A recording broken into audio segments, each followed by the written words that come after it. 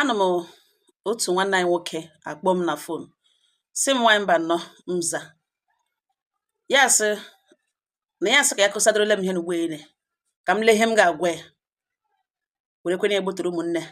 maka iji wee mụrụ agụ. Ya gaa n'ihu sị m na ya alụọla nwaanyị, na ya ka lụrụ nwaanyị ọhụrụ, nwaanyị mba nnọọ, na ya hụkwara na nwunye ya n'anya, na ya na-ele ya anya n'ihu, ya na-alike ịhụ this lady ka ọ gbara ihu from mgbe ya na ya abụọ na-ayị, na ya na ya abụọ yiri 6 months before ya lụọ ya, na ọrụ ya wee ile ya anya n'ihu, na ya hụrụ ya n'anya too much, na onweghị ya na-ezuru ya ezuru, na enweghị ya mewere hapụ ịgwa nwunye ya. Ọ ya ka o ruru otu ụbọchị ya lọta, nwunye ya tụpụrụ ya ọnụ, ya jụọ ese gịnị, o kweghị ya ọnụ, ya jụọ ese ole ihe ọgwụ, o kweghị ya ọnụ. Mana before ya lọta ije ahụ ọ na-atụpụrụ ya ọnụ, ya arịala ahụ like 4 or 5 days before o bido do ya obu keep were malice. Ọ tụpụrụ ya ọnụ, ọ gị dowere na dining, o dowere na ya da jagara ya, ya eriri ya eri, ọ chọghị ịma, ya nakwa na-ele anya n'ihu na-ajụ ya sọ gịnị, na ọ gwatana ya ihe ihe ya mere, ma ya fụ ma ya defend hụ onwe ya, na ọ gwa ya na ihe ọbụla o nidere ka epruvure na ya ga-epruvure, na o mepeta n'ọnụ gwana ya ihe ọgwụ. This lady lekiri oshi n'isi, oleru anya n'ụkwụ ala, ukwobiri anya, ya sị ho, ya ebechaa kpoo nwanne ya nwaanyị ka ya na ha bi the same place, ka ahụ na di ebikwe around that area ha bi, jụọ ese nwe ihe nwanne ya nwaanyị gwara si ya mere. Ọ sị ya ihe dịka gịnị, no, na ya na ya ekwube na enwe ihe megana, ya gwa ya sọ jụdele ese ọ gịnị ihe mere. Nwanne ya nwaanyị akpọ ya na fon jụọ ese ọ gịnị ihe di ya mere ya, according to di ya ọsọ kemgbe how many days na ọ tọpụbere ya ọnụ, common good morning nkịtị, ọ kpawagwana mmadụ ihe o mere before na-egbuni ya. Nwunye agbanyụ nwanne ya nwaanyị fonu na ntị, nwanne ya nwaanyị kpeghachizie ya, so ọ gbanyụ ya fonu na ntị, na ọ hapụ ya na ọ na ọ chọọ ikwute ihe wiwe amara otu esi arịọ ya, ma ọ na emejọ ya, ma ọ chọkwana ihe ikwu na ọ nọrọ n'ụdị ya. Na nwaanyị mba nnọọ mza ihe ahụ emegide ya sị mba, ruo ele mgbe ka ya ga-elegide nwaanyị anya naanị gwa ihe mere, nwaanyị ka ya na-ebi n'ụlọ ya kwụrụ ụgwọ isi ya, na-afie na-akpa nri ya na ebe ọ na-eri, dewe ya ọfụma, mee ka ịshọ ya na-eleji ya anya, ga-ahụ ya n'ọkọtọ, ọ ga-atọpụrụ ya ọnụ, ga-ahụ ya n'abalị, ọ ga-asị ya good night nkịtị, ya garala ọ ga-asị ilo ebe ya gara ga ịkpata gị ya na ebe o jiri iri, ya gba nụ nkịtị sị na ihe na ọ karịala, ya gbazie nwunye ya nkịtị, ya na ajụkwa ya ee ogene with the problem, ya nakwa ha arịọ ese ogene with the problem, ya tụpụkatara ya kpụ ya, ọ dọsagharala enye ụtọ na-eshi adọgara n'elu tebụl jagarara ya gaghị emeta dị n'aka, ya emetezie lụwa ya bụ ọsọ ya rie nri jichagbu afọ ya, lọtagharị ya sa ahụ lakpuru, ya sị ka ya gbagodo this lady nkịtị ka ya mara how long ọ ga-emerụ ihe nọ n'omeke. Nwaanyị mba nnọọ mza ọ sị this lady emegide kipụgide ya malice a na-ekwu okwu ya 2 weeks, ya gba ya nkịtị, iwe wezie ya, ya gwazie that na love mmanya egbugeghị ya, na ọwụ love mere ya, mana enweghị na-adịghị possible. Ya gba ya nkịtị, jiwezie ya ihe na ọhụbe before, n'ihi na kemgbe ya na ya abụọ ji ayị binu nwa ya hụrụ n'anya ya na-ekwe ka owe iwe na ya ga-arịọwa, ya emeghala ihe ọjọọ ya ga-arịọwa, ogbeghala ihu ya ga-arịọwa, ọrịawa ahụ ya ivun ya ga-eji ọfọcha ka ejiri na ya mgbe ụfọdụ ya na-ejicha aka ya asa ya ahụ, ehicha ahụ n'ọwụ otu esi epet this lady n'ọwụ ịhụnanya, enweghị ọzọ. Ọ ya ka ya na ya abụọ ji gegere destin mgbe ngam ihe ewezie ya iwe n'iwe na ọnụma, ya sị na ọ ya nwe ga-ejizi aka ya bịa kọrọ ya aka na dọọ, gwazie na ya chọrọ ka ha discuss ma ọ bụ ihe niile ọ na-emeghị ya na ha ga-anọ like this till mgbe ike gwụrụ ya. 2 weeks aga nwaanyị mba nnọọ ihe anụkwa, o bidozie na-agazi kpimkpimkpim, ya chọwa ịgafe, o mee ka ịshọ na ọkwa akara ya ya shift kwere n'ụzọ, ihe a na-eme emegide ya bịa notice na o nidiri ego, but malice ahụ oke ipuga emegeghị ya ka ọ bịa na ya ego opụ jụọ esi ya nidiri ego lere oke, ya gba ya nkịtị, ọ gawa ịsa ahụ, ya nwakwana buru ụzọ sacha ahụ na-achụ ya chere ego ọrụ, ya nọrọ ga-ama ya aka na akpa, amaghị ego ole o nidiri exactly, ya were 20,000 naira dewere n'elu tebụl, dere ihe tụkwasị ese ebe ọ na-achọghị ikwu okwu, mana asị nwunye ya ọwụ ya mana o nidiri ego, na o lekwa ego na ọ na-ego na-aga ezu, na o dee ihe ya kwuo ego ole o nidiri, dewe n'elu keno ka ya bịa mezuore na ọbụbọ ụtọ shiri chọọ no problem. Nwunye agụmakwa ya gụcha were ego nụtara gba n'akpa, o dekwana hụ na ọ gaghị ezu ma ọ dị ntakịrị common thank you o were ego na gba n'akpa. Before ya na-elole that day ọ galaga eme ishie, mee nwe ishie nnọọ maa mma na nwunye na ọ mara mma nwaanyị, mechaa nnọọ nwe ishie maa atọm, ya ele ga-esi mba ka ya gaa ha garịa tụkwuo ha na m hụ na nwaanyị mba nnọọ, ya gakwuru ha nwunye rịọwa ya aka ọ kwara ya na ọ kwara ya aka ọ kwara ya like this, ya ọwụ na ọwụ ha mara Chineke na ya na-ekọ isi na wọl, n'ihi na nga ha nọ n'ọtais ihe a wụchara ya gara ịkọ isi na wọl ya egidezi aka werezi aka kụzie na ihe a isi dining because dining ha nọ glass kụzie aka ebe ahụ aka ya akwalite elu zaa ya ewe iwe ya were pen ahụ latapụrụ ya na aka ntị tua udu abụọ gwa ya na ọ bụrụ na ọ chọghị behave like a woman na ya mere ihe nwere ike ime like die na ọ na ọ chọghị behave like a human being na ya just pikiri her things she ebe a get away from here na ọ na-ara na-agba ya ọ na ọ dị mad na ya wetakwala nonsense ahụ ebe a olewe hibige na-akwa banye n'ime ụlọ bege ya gada ngasị ya sọrị obeju chagbo ya gacha dade gacha ọrụ dade lọta ọ gbashizi ụzọ otu n'ochi agbashi oye weziri oye ya bakwuru ya di ya jụọ ya sị na ọmama na that ihe ọ na-exhibit ihe ọ na-egosi ya na high level of wickedness na ya amaghị na o nwere ụdịka obi ọjọọ dị ụta na other days na mgbe ya na ya bụ na anyị before ha alụọ na ọ na-awụ ya meghala ihe o reweghala ya sọghala sọrị mgbe ụfọdụ ya defend onwe sometimes ihe o chekwara na akwụkwọ na ihe ọwụ ihe kili onwe ha na kemgbe ya jiri kwụzi ụgwọ isi ọ na-emezi ka demon nọ mana ihe ọ na-eji ya na-awụ high level of wickedness na ọ na-agosi otu obi ya dị na obi ya jọrọ njọ na ọtọ na ọdịdị mma mmadụ ịnara nri n'aka iri na ịhụnanya ya na ya nwere ebe ọ na ya question nwanne ya na ọ dị ka ya dịzi too much na ọ dị sị ma ọ ihe ya bịara ka ha kpara ya bịara isi ya sọrị ya kọbe nwaanyị ihe mbụ na ke na ọ first time ya na ọ wat of pain na ole ihe o mere ya gara ga treat editin zara aza na why o ji dị like this ka ihe o ji turn like this na nwa ha amụbe ha just lụọ ha ga plan together plan wa future ọ gwabekwara ihe with the problem o shehe n'isi leru anya n'ọkwa ala nwa ọchụ ya nara nga asị ka ịma ọchụ na ọ dịrị ọ na-emenye na feel insulted ya pụwa mgbe ya pụrụ ga sacha ahụ ọ bịa jaga nwaanyị n'elu tebụl a ya eri ya tọpụrụ ya ọnụ ya jọs sa ahụ lakpo gbachie side ya gbachie dia bedroom ọnụgide ya bịa notice na ọ lege telivishọn na sitting room gbalitecha anya nga ọ na-eme ka ya bịa si ya gbatụlata ndatin ya pụta eji ya pụta ya gba ya nkịtị lakpuru onwe chi ehụ ya nọ n'ọkọtụ ya ejikere jụọ ese nwe ihe ọ chọrọ ịgwa ya o shie n'isi leru anya n'ọkwa ala nwa ọchụ ya gbazie ya nkịtị ya pụọ that day ya lọta because ime ụlọ ya enyeghị ihe peace na ọ dịrị ya toxic ya pụọ that very day ya lọta ọ kpọkwara ihe na fon seleb ya nọ ya lọta saa ahụ jikere gawa ọrụ rụchaa akwa ọrụ laghachi akwa na nke enyi ya nwoke because enyi ya nwoke anyị na enyi ya nwaanyị nwere problem na onye nwa doziri ha ego the boy kwara the girl na akaụntụ wee na ọ ga-eji eme ihe ruzie mgbe the boy needed the money ahụ na the girl eriele the money so the tin pụgara ha ezigbo okwu so na onye nwa doziri ha ya nwa meziri ha ha bịachi back together na the boy tọpụrụ ihe eji na ọ dịghị supportive na ego banya ka orie na ego banya ka orie na ọwara na-agba ya na ka ihe with the problem ọ na-akọrọ ya story ọkọrọ gbago ọkọrọ gbatuo na ejikwere eji nwanne ya nwoke ejikwe n'idi ego na ya alụbịa alụ ọ na-ebutere problem every time ka ihe ọ ga-eji 1.5 million ya nyere ya 2 months ago thinking that the money can not there ọ na-akọrọ ihe ọ na-akọrọ ya na ihe a na-esere enyi ya nwoke na nwunye enyi ya nwaanyị okwu ya were ohere nwunye eji emege ihe omege ya lọta that day ya kpọọ the girl enyi ya nwoke ziere ha gwa the boy na ọwụ one of those things enwe bụ ọka mma ya edozichara ha cheje na enyi ya nwoke agwa ya sị na hafa because ọ ya gwara na ya ama ihe wege nwunye iwe jụọ esi hafa na ya ga-aga na hotel gaa na enyi ya nwoke sị gaa na hotel ga meghe na ụlọ one room ya nọ ebe a tomorrow ka ya tọkọtụ nwunye na nwaanyị mba nọ mza nọ ebe a ka ehiri lọta the next day ya lọta the next day saa ahụ gawa ọrụ lọta ihe na-eme na ka na-emekwe n'ụlọ ya kpọọ enyi ya nwoke sị biko na enyi ya nwaanyị ahụ alaala ka ọ ka nọ dị ya na ya gara ka ịbịa bụrụ rokoda one room ihe ụra ọfụma ya si ya bịa na nsogbu anọ na Sunday na ya ga-atọkọtụ nwunye ma ọ na o change before then ya sị okay no problem na nwaanyị mba nọ mza mgbe ya na-alọta dị n'ezi ya hụzighị nwunye ọwụ na o buole akpa ya buo ngwongwo niile la ya kpọọ Adanne na fon so nwanne ya nwaanyị ọ bịawara n'ụlọ ya si yes na ọ nọ ngalugbo na ya ga-aleke ka ha hụ ya jụọ esi ka ha hụ ya si ọ nwe ihe okwutele ihe with the problem ya si yes na okwu ole na nwekwe ha much mana ọ nọ matin kwesịrị iwe ụmụ nwaanyị iwe na ka ha hụ ọ si abịa gbara oso were ije gawa na ke Adanne nwunye ọhụ ya lakpo na bedroom ga ebe a gbashi ụzọ ọ pụtakwa apụta nwanne nwunye ewepụta pikchọ ya nwa na nwaanyị nọ na fast food na eatery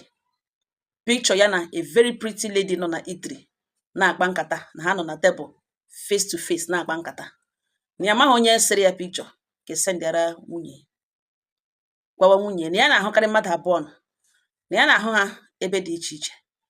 na before ya esoro ha follow ha up bịarute ngalugbo ya wụ na ha gara eatery na ha si na hotel pụta nweta nga na nọ eatery ihe eji na-agwa yawo ka ọ dịkwa very very careful na ụmụ nwoke adịkwa ha trustworthy pictures and short videos send elewe the picture elewe video finish gwawa adanne nwunye so this lady nọ ngala ugboene ọhụ ya na ọkwa ga monye ọwụ yes why not na ọkwa na onye ya gwawa adanne nwunye na ike ụka adịdị ya na onye ihe ọkọ ga ngala ugbo ihe oji nge ngala ugbo ese na ọwụ ihe ya ga-abịa kwuwe na ezigbote iwe ji ya na ya ekwuwe bido ikwu okwu na ya dị emotional na ya achọghị dị mkpa nọrọ na ya kọbi anya mmiri ma sọ gịnị mega sọ nwaanyị na ya na-abịachi na o chere biko ka ya mee kọl n'ihu adanne nwunye di ya nga n'ihu nga ya pụ hapụ ya mmiri fon kpewe enyi ya nwoke si ya bịa na ya biko na enwe ihe ọ chọrọ ka o mere na ya larutere ọwụ na nwunye ya anọzi o buola akpa ya because of ya lọtahụ n'abalị yesterday and today n'ọnụ ụlọ eke ihe gị because of otu ụlọ ya shidere ya gaghị ebiri n'ụlọ ya na nwaanyị nọ dị ọ dịka naanị ọnọdụ n'ọnụ ụlọ eke ihe gị kemgbe 2 days ebe echi ya lọta ya sa ahụ shi ebe ahụ gawa ọrụ na finally na nwunye eburule ngwongwo lakwuru adanne ya na ya gakwuru ya adanne ekporo igbo na nwunye nọ ya na nwunye ahụ ya lakpuo na bedroom gbachie ụzọ ebe ahụ n'otu igbo ya na-egwe ihe n'ugbo na ya nọ na sitting room ya na adanne na di adanne nwunye na ha nọ ya na ha dị atọ nọrọ igbo na fon mgbe ya na-eji ekwu gị na ọ nọ na spika na onye ọbụla nọ gị na enwere ihe ya chọrọ ka o mere ya biko ọ wụde enyi ya nwaanyị segara ya na nwunye na ya biko na Chukwunna mere ebere ya ejishi ike doziere ha kemgbe yesterday and today ya hiri no ya were opportunity doziere ha na ya ga-ala ka ọ kpọọ the girl gwa ya si ya biko ya na ya bụ ọbịa na direct aha ebe ha ga bịa biko ya na the girl soro bịa ka ya ekili agodo onwe ya ma for the next thing to do ya direct aha ha abụọ abịa ozugbo adanne nwunye ya hụrụ the lady yes how ya now what is going on enyi ya nwoke na enyi ya nwaanyị awụchashia ya direct aha ga na gate ya pikita abata inside adanne nwunye ga kpọọ nwunye si ya pụta wụ na ihe na chimebi na ya pụta ọ sị ya na enwe ebe ya na-aga nọ until o ji aka ya na ọma ihe okwe na-arịọ na ọma ihe o mere kpatara na o ji na-arịọ ya ka ndụ ya nọ n'ebe ya nọ eme ọgba ya ka ntị na ya mgbe adanne ya si ya na ihe ọkọga na okokwu apụọla na steji ahụ ọ nọ na ọ bịa lee the girl o sendịrị ya picture ya ojighị picture ya na ebe olege n'abalị na ọ bịa lee ihe meghe ya na it's not as if na this guy nwere information before bịawa n'ụlọ ya here and ọ nọ here bido ime call ahụ di ya nọ na sitting room na ọ bịakwa na ọ n'ihu ya ka ọ nọ bido ime call tige na speaker it's not like apụrụ ga gwa the guy ihe ọ ga-eme na ihe ọ ga-ekwu na ya biko bịa pụta ka amagoro okwu ọnụ na ihe ahụ na ya nọ gaghị ekwu ga ọ karịkwala ihe na the girl na ọ nọ na sitting room na ọ bịakwa na ọsọ nwunye shi na bedroom pụta na ọsị the girl nọ there ka ya bịa hụ ihe o nwere ikwu nwunye shi na bedroom nwanne ya nwaanyị bedroom enyere ha ya pụta hụ the girl hụkwa enyi nwoke dị gị ya nọrọ nga bido gwawazie adanne nwunye na di ya si ha biko na ha lekwe picture ahụ ọgọ picture ahụ o jiri na ọwụ this lady nọ ebe a na ihe n'ugbo nọ na ọwụ this lady kelekwa na enyi ya nwoke na wee ji ezigbote enyi ya na ihe nwatakịrị ya na ya abụọ matara na-erubeghị 6 months na ya na ya abụọ matara na enyi ya nwoke na-agakwa n'ọrụ ọ na-anọkawa nke ọhụrụ igbo na ọ nọ free ọ naghị anọkawa na ya na this lady nwere okwu ha nwere problem a serious problem nwere ike dị capable of destroying their relationship na picture ugbo ojiri ya na mgbe this girl kpọrọ ya already ihe o mere enyi ya nwoke nọ were iwe enough isi ya buru ngwengwe echi n'ụlọ ekpere ya na-alọghachi call off end their relationship na ọ wụzi ebe this girl kpọrọ ya na-akọsagara ya ihe mere nọ na-ebegakwa na ekwekwele ka relationship ya like enyi ya nwoke na ole the other picture o ji hanki n'aka na ọ gwakwa ka ọ beke na enwe picture egidere ebe ya kususu gị this girl ọnụ nke ha ji anụ too close na ha nọ na round table the girl on the other side ha face onwe ha ọ na-ya na-abara ya si ihe o mere adịghị mma and enyi ya nwoke na dia aware that na enyi ya nwaanyị kpọrọ ya na ya jiri gahụ ya na kitiri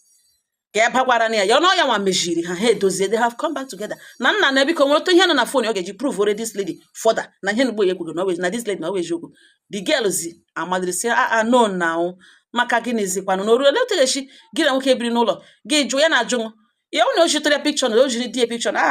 na somebody ya na die kwado gị bịa hụ na Sunday na why na mba so ọ na ha hụrụ ha jikere ya na edie abịa ya na enyi nwoke bịa hụ ya because ya hụbịa na ya ahụbeghị ya na ya chọrọ ịbịa ka ya na die chọrọ ịbịa mee introduce na ihe na ọwụ nwunye enyi ya nwoke na mma ha bịala siz ma die si na ha nwe ya na nwunye nwegokwa na-emere ka ha dozie ka ya na enyi nwoke pay ha visit ga-emekwa na introduce no wepụtazie picture ya phone ke lekwe picture ya na enyi ya nwoke lekwe ka ha sịrị na bedroom ha maka ya sịrị gịnị nwanyị mba nọ mza ike agwụ ya ekpedo isi n'ala ya gwawa adanne nwunye ya na ihe a na-awụ more than getting to 2 months nwaanyị ya na-ebi n'ụlọ na-emebedi ya good morning nkịtị common good morning omebeghị ya rịagịrị ahụ n'ihu this lady rịagarịaga o buru pilo lakpụrụ ọma na ya eji ahụ zọ ọwa ọnwụ ya nwụrụ n'ime mmụli kekwara ya gbakpalite n'ime abalị ya need help this lady agbashi ụzọ kpam lakpụrụ na otu eke ga-esi jụọ oyi n'ụkọtụ na ya ga-alụcha nwaanyị nwa ime ọtụ ọ na ọrụbeghị ime na ha kwesịrị try ka ha nwee ike conceive move their marriage to the next level getting to 2 months this lady tụrụ ya ọbụ tụọ ya ụbụ 3 weeks ya nọ na-arịọ na ọ gbatụgodi ya o mepere ọnụ gwa ya sịlekwe ihe iwe n'ihu ya ka ya na-anọ mee kọlụ n'ugbo teka kọlụ ya mere ya n'ihu ya ka ya na-ekpe enyi ya nwesị biko ọ kpọrọ enyi ya nwaanyị bịagado nkana ya naghị igwe enyi ya nwoke so ọ kpọrọ aha na ya gara ise biko come to my house with your girl kill everything somebody somewhere evidoro this thing send ya ọ confront ya ọ jụ ya o dewere imuli ya jụọ ya n'ọnọdụ onye ji nwaanyị ma onye na-ejighị nwaanyị ka mma mkparị so n'elu ya nwunye hụ ya n'ọkọtọ ga tụpụrụ ya ọnụ ya rịawakwara ya chaa n'okpuru imi ya tụpụrụ ọjụ dị ezele otu emeke elotu esi mepụta n'ọrịa aka ya metụrụ ya ọkwụ anya aka lekwa ihe na ugbo zara ya n'aka na ọwa aka nwunye kwara ya were iwe mma ya akala anya ọgwụwa na ekwesịrị ịma ya aka ntị na ekwesịrị ịma ya aka ntị ihe nsogbu anọ na ya nọ na mana ọ dị same na ọgwọ kwesịghị ya ga ịhụ da gị ọgwa ya datina ya gaji ịhụ nwunye enyi nwaanyị enyi nwoke kpọrọ na fon si ya na ya bịa na ya chọrọ ihe ya na o jicha nọmba o kwesịrị iji nọmba ka Adanne bidoro ịrịọ ya si ya biko na ya biko gbaghara nwanne ya the girl nwunye ekwenụ ewepụtabekwa na ọnụ si ya biko gbaghara ya o were oche ọ nọrọ n'oche kpido ihu n'ala na-apị fon ya gwa Adanne ya sị na ọ nwanne ya nwaanyị na ọ nọjuru from here chọwa ịla na ọ latawa vileji ha ọ enwe ebe ọ chọrọ ịga ya gawa na ka ya mara nga ya ha mgbe emechaa ka ekwuo nwaanyị mba nọ mza na ọwa ebe a ka okwunu ya were iwe si enyi ya nwoke ka ha lawa ọgọ ngọkọ ya like di Adanne nwunye di ya akpọwa ya soro ya pụta ezi si ya biko na nwa na ọwụ a young lady na ọkwa small ya gwawa ya sị ọgọ ya sị na ihe a nwa mere ugbu a na nwunye ọ ga-ebeli ya chịwa so mmadụ niile awụ n'hụ otu na ya hapụwa okporo wee ya sị ọgọ ya sị na ọ bụ na ya ghọtara ihe okwe ekwughị ihe n'ugbo ene na ya gwa ka edere ya na nwanne ya nwaanyị na ọkwa notisiri ihe mere di ya na ọwa Adanne ya rịọga on her behalf o wepụta dị ọnụ si ya dị sorry okpudo ihu n'ala na-apị fon na ya ga-egosi this girl that na love anaghị egbu ka mmanya ọ gaghị ama na ya eji uche n'aka ya hapụga ha ebe ahụ oge enyi ya nwoke na enyi ya nwaanyị sowe ya hapụwa ka ha si lawa na ọ nọ ha ebe ahụ 2 days ọ kpọkwaghị ya na fon ọ kpọkwaghị ya ihe o weghịzi iwe na ya mara ya aka ntị ọ dị second iwe ọ drọpụla the reason eji ebughị ihe butere dị okwu gị o jizi n'aka na ya mara ya aka ntị na-achọzi ka ya bịa rịọwa ya specially na ya mara ya aka ntị ifu ndo na ihe niile mere nọ ọ chọ ka ya bịa sịwakwa ya sorry special sorry na ya mara ya aka ntị before ọ lọtawa na ọ wụta na-eshigbu mmadụ na ya wuwu ma mbita na ọ bụrụ na ya ga-eputu nonsense at an end na otu echi na from ịma aka ntị ruo na ịkọ ihe na nwaanyị mba nọ mza na ọwa ebe a ka okwu nọ na okpobeghị na fon nwanne ya nwaanyị kwukatala di Adanne nwunye kwukatala ya kwechiri were rum ebe ha denwere ma ị ga ebe ahụ enwekwana ihe o mege somebody ya na-achọ agbarị ka ya mara mepere ya shop kpegere n'ahịa ọ dịwa bizi na ọ jos nọrọ n'ebe ahụ ha na-eshi afọ oshiri ya na-eri na ihe ya sị ya kọtara m ugbu a na nwaanyị mba nọ na ihe na ugbu a na-ele otu m si hụta na iwe wele ya na infact na this lady na ọzọ ọ machiala ya ha dị na ihe a na-eweziri ewe iwe na ya amaghị ebe love ahụ nọzi ya na-efilizi this love anymore ụmụnne m okwu ekwele kwucha m sị nna m anụna m ihe ikwuru love happens to everyone every now and then ọ nwunye nke ọ wetere ụgbọ etere so nwunye ihe o mere adịghị mma mana a sị nne na nna zụcha di nwaanyị ji aka ya zụọ ya otu o siri chọọ nne na nna zụcha di nwaanyị jiri aka ya zụgharịa ha nwunye ya ma ụdị ọ ga-esuti ya mgbe ụfọdụkwa ọzụzụ adịrịghị naanị nwoke ọ dịkwara nwaanyị ị ga-ahụ nwoke na-ebehave in a certain way nwunye enwee tone o ji atọkụ to her husband ọ ga-egwe ya okwu mara mgbe o bere ya ma mara mgbe ọ ga-agwa ya mara otu ọ ga-esi present the matter mee ka di ya ghọta na ihe na ọ na-eme na ọ na-ewute na anaghị like ya gradually that man na-akwụsị ya ụmụ ihe dịka habits ụmụ agwa ọjọọ ndị ọzọ ifeanya that ivu nwunye na-esokwa agbanwe di ya ha abụọ na-apolish onwe ha n'ụdị ha chọrọ ihe ọnụ mụgọ mụnụ na-awụ ọmụmụ o meghị ihe m ga-asị na ọ dị enough isi na ị na-alụghazi marriage dị too bigger than this ijideghị ya na nwoke kama ihe a na ọwa agwa habit and habit a gụnwa soro nọchọ ya ihe a bidoro mgbe gịnị ya na-ayị gị mejọ ya ga-erịọ ya ya mejọ ṅụ ga-erịọ ya mgbe niile ile gị anya n'ihu mgbe niile ịpa mpaga ya mgbe niile ile gị anya n'ihu. Yes, in order to train her to suit you otu ị chọrọ you need dị a little bit hard. Hard awụghị ịkọ ya ihe, hard awụghị shout ya, hard wụ inye rules, you lay down your rules ị ga-eji biri n'ụlọ gị ma ọ ga-egwe na ọwụ na ọ dịghị comfortable with it ya kwuo na enwebeghị ihe mebiri emebi. But then in this case from ihe nugbe ịkọrọ wụ the current problem agabigaga na ọwụ na ọkpọbeṅụ sị ya dị sorry n'ihi na before akala anya abịa akwara ṅa aka before akwa ṅa aka o buola ihu for 2 weeks according to akụkọ ṅụ ordinary thing ị kwesịrị ịjụ di ṅụ ọ gịnị mere iji mee ihe dị ụtọ ọ bụ ịgwa mmadụ ihe o mere ya mara ihe ekwe egbu ya o meghị ya ọ dị at fault ya eburu ngwongwo lawa na nke nwanne ya nwaanyị mgbe ahụ ewepụtara okwu ahụ pụtara na palọ na-etriti ya na sitting room nwanne ya nwaanyị okwu a na-ada gị kiliara ya n'ụdị a o kwesịrị ịdị sọrị ọgodo na ọ dịghị sọrị onye ọbụla lachala o kwesịrị ịkpọ na fon si ya dị sọrị ọ ya lọtawa without go nwe si ya lụwa ya lụọ n'ụlọ nke ọ ga-anọ sị sọrị ọ gị bata ya sị nga gị gbaghara gị nwee ike condition ọ ya si ya next time na ọnwụ na ọ na-ewe iwe okwughị ihe we iwe ya na ọ gaghị like action ị ga-eteki ụnụ abụọ ayọ na dịka di na nwunye emepe move forward ọnwụ na ọ nọ chọkwa ka ị bịa rịọwa ya na-akọ akụkọ akalanya ọhụ okwuke hụ ga ha akpa ọkwara aka gị kọta were aka kọtara nwa akpa isi mgbe aka ọhụhụ that one ihe ọhụrụ wa akalanya kwasị onye mmadụ nọ in pains that person can react negatively ọwụ onye ọbụla na control iwe in anger or in pains especially inflicted pains ọwụ onye ọbụla na control iwe ya a ga-enwerịrị retaliation a ga-enwerịrị reaction biko till now ọ move lotabe ya na-achọ ka ị bịa rịọ ya specially a ga-amasị na hapụ ya na nke nwanne ya nwaanyị mgbe e nyegidere eri ụta nwanne ya nwaanyị si ya lụọ na anụ mgbe e nyegidere eri ha ga-agwa ya na ọ bịa lawa na village ebe na-enwe ihe ọrụ ga bịa lawa na ke nne na nna ya na village o kwurute ebe ahụ ọ ga-eji aka lụwa. Now ihe ọzọ m chọrọ ime ka ịghọta another thing because this marriage ma ị kpachapụ anya mee ihe ị kwesịrị ime onye kwesịrị change agaghị onye kwesịrị change for good agaghị change for good. See what you have to do. Ọwụ na iche ihe ọnụ ga na-aka da nne nọ ga na-aka da nne ya gị iche ya 3 weeks aga ọkpọ ọṅụ na fon sị sorry ọ lọtakwana gị gbagha ụzọ lọta hụ na nwunye ya alọtala ọ dị mkpa ka i chenji key lock ụlọ gị ịdịrị ime ka ọ ghọta na ọ di ya ka ịwụ and ịwụ nwoke ịdịrị ime ka ọ ghọta that na softness niile wụ because of love ịdịrị ime ka ọ ghọta that na love covers a lot of things in you. Mee ka ọ ghọta that na you are not always soft na ị nwere hard part na ọ ịhụnanya cover ihe niile ka ọ gbawazie mbọ hapụ ịlụzi ịhụnanya ahụ ọ dị very very important because ọ dị isi ike bịa ha pride misiri ya bịa ha ama mmụta m ga-esi akọwa ya mana ọwụ ha ajụ agwa nke na mmadụ ị ga manage because ụnụ alụọla ụnụ alụọla ọ bụrụ na ụnụ na relationship m sulekwa anya mana nke na ọ marriage ozughị ha oshi ọ gbagaghị ama ọ gbagaghị na-eji enweghị onye na-enweghị fault nke awụ nke ekwenụ and ọ dị manageable. Iche ya 3 weeks ọ lọta ịlọta ha hụ ya ebe ahụ ọkpọ ọṅụ na phone change key dong that your entrance change key so that mgbe ọ nọgidere ike gwụ ya gara bata ma ebi echefuru ihe ya gara bịa ka ọ lọta ka ole ma ị ga-ejidekwa ịrịọ wet ị na-eshari because ọ dị next gị ime ya eme ka o chefuru ihe na ọ bịara iwe ihe ka ịrịọ ya ka ọ wụrụ gụnwa ga-arịọ ya after causing this mess change key lock so otu key ya ya ghọta ma ọ ya hụ new chamber ya hụ na key o ji awụziri key n'ebe ahụ awụziri key ụlọ so that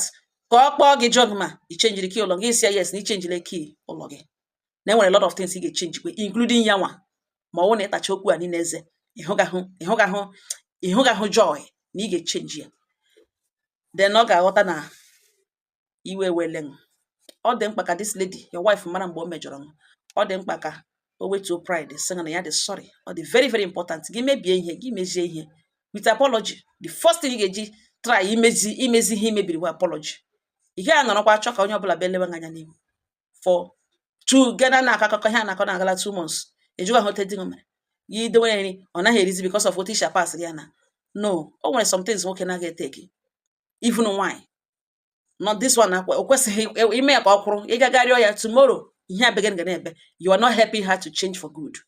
So you need ịdị a little bit hard ka ọ ghọta that ya eme nne iwe na ịdịbụghị otu a. In fact ka ya garịọ ṅụ less or like hụṅụ and ị ga-eji opportunity mara ma ọ like ma ọ like hụṅụ ewu na ịhụnanya anụghị di ya the respect anụghị di ya ọ sọfagahụ bad habit because ihe ụfọdụ ihe na habit ọ pụta na onye alike ka ihe ọ dị ahụ ya dị used to ihe ọ dị used to gị hụ ya lee ya o mere ya fọda gawa the love is not there. Gị mara the next thing to do. Mana for this particular thing mere now